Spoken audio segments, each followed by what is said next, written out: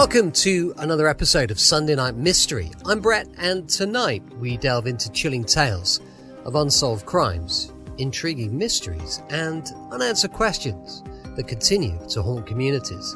And tonight we unravel the sinister events surrounding the murder of Derek Grain, a horrifying Halloween killing that shook the city of Bristol in 1980.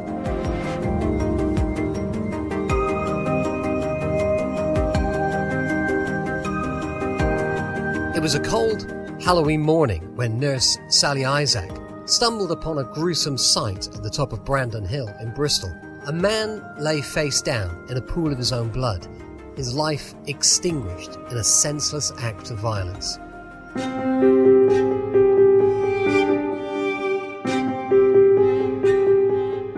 Little did she know, she'd just stumbled upon the scene of one of the city's most perplexing mysteries.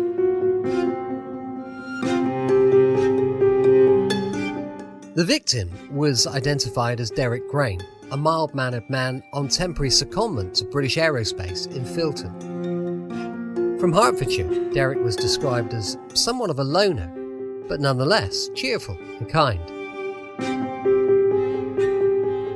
But what led to his brutal demise remained a chilling enigma.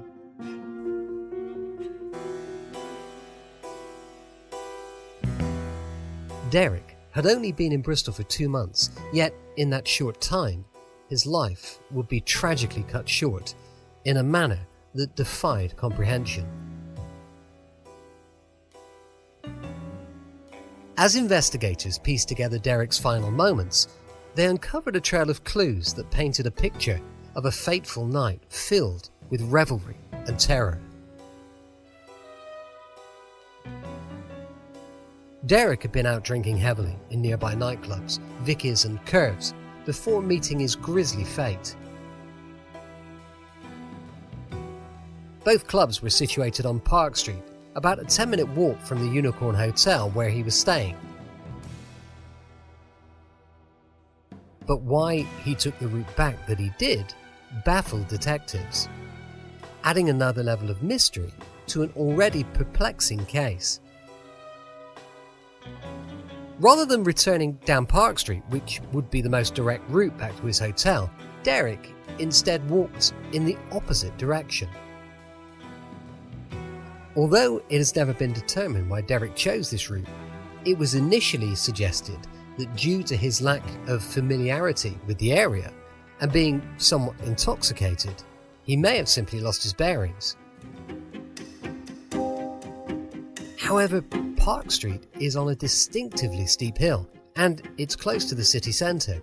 It seems unlikely that having walked uphill to get to the clubs, Derek would not have realised that to return to his hotel, he would have only had to return back down Park Street and through the centre of town. It appeared robbery was the motive behind Derek's murder. His jacket torn off, his pockets emptied of £50 to £60, his bank cards scattered around his lifeless body.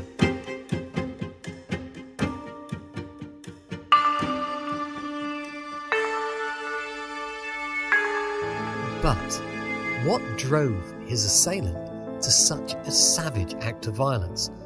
Was it a chance encounter turned deadly, or a calculated attack fueled by greed? Derek had catastrophic head injuries, and a bloody footprint was found on his back. He appeared to have been kicked in the head as he lay on the ground. The murder weapon was a heavily blood-stained sand-filled traffic cone found 80 yards from his body. Given the violent nature of the attack, police believe the attacker or attackers would have had heavy blood splatter on their clothing.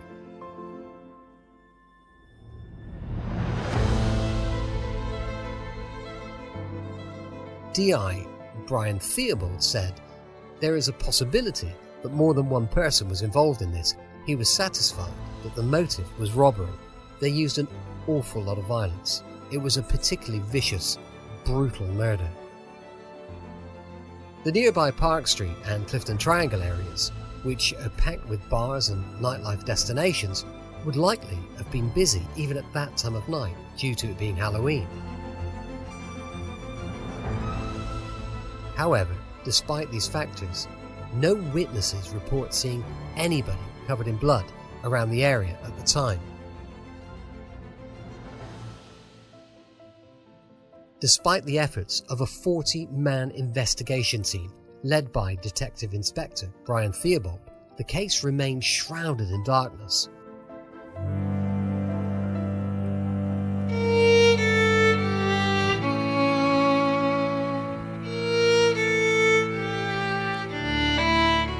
An anonymous witness reported sightings of a mysterious red Jaguar and a group of youths wearing witches' hats and capes, and 3 or 4 men attacking someone at around 3 a.m. near Clifton Triangle. But these leads led to dead ends. The red Jaguar was traced, but the owner provided an alibi, clearing them from any suspicion. Although it has been reported that the car was registered to Derek's hometown in Hitchin, some 150 miles away from Bristol, a second witness from Reading also reported the same car had been sighted in Bristol city centre earlier on the day of Derek's murder.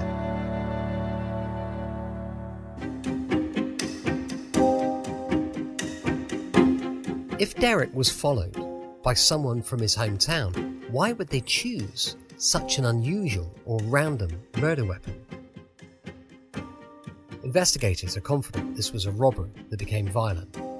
But if that's the case, the distinctive and suspicious vehicle in the area that happens to be registered to Derek's hometown, a considerable distance away, leaves curious questions. The car is just another strange factor in a case full of unanswered questions. Why was Derek walking in the opposite direction to his hotel?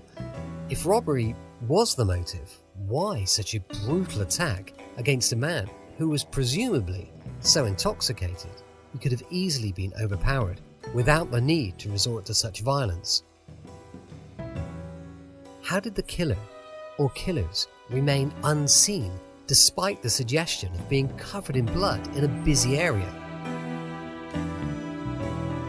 All that remained was a footprint on the back of Derek's blood-soaked shirt, a haunting reminder of the violence that had unfolded in the dead of a cold October night.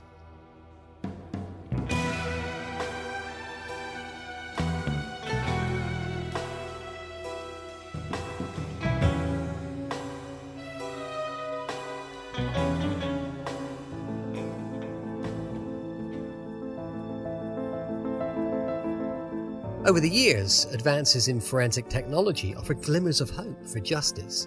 The sand-filled traffic cone used as the murder weapon was analysed, as were the insides of Derek's pockets, in search of DNA evidence. Yet, despite these efforts, Derek's killer remained at large, his identity lost in the shadows of time.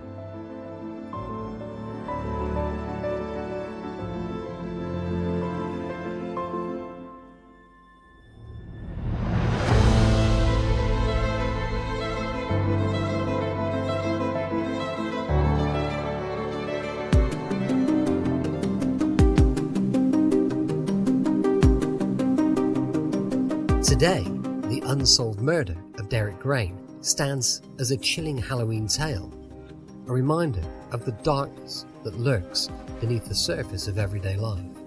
His memory lives on in the hearts of those who knew him, a beacon of hope for closure in a case that continues to elude authorities. Join us next time for another episode of Sunday Night Mystery and journey once again into the mysteries of the night. I hope they inspire curiosity rather than fear. For in the spine-tingling realm of Sunday Night Mystery, some enigmas defy resolution, leaving us to ponder the shadows of the past. Join us next time for another chilling episode of Sunday Night Mystery. Until then, stay safe, and remember, the truth may be hidden, but as long as we keep the investigation alive, it's never truly lost. Tune in next week as we uncover more tales of darkness lurking within the human soul. I'm Brett, and I'll see you next time on Sunday Night Mystery. Till then, stay curious stay vigilant, and remember, guard yourself against the darkness that surrounds us all. I'll see you next week, Sunday Night Mystery.